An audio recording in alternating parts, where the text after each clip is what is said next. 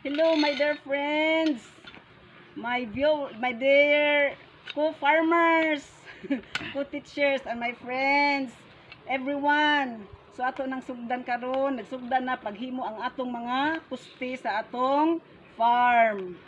Atong kuan, atong diridia sa ubo sa atong pajag. Sige na ta dirighimo karon. Ana nagsugod na oh.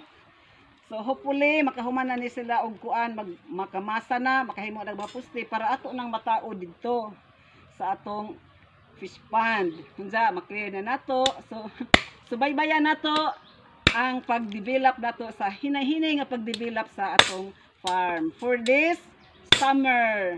Kaya ang 1 month nga summer sa teachers atong sulit-suliton. So may God bless us and this project na successful. So help me, give me your insight about landscaping and farming. Thank you.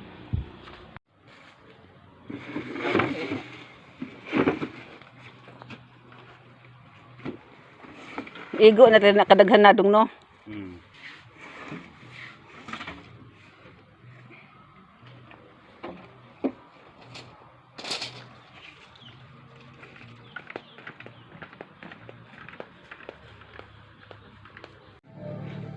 Alang.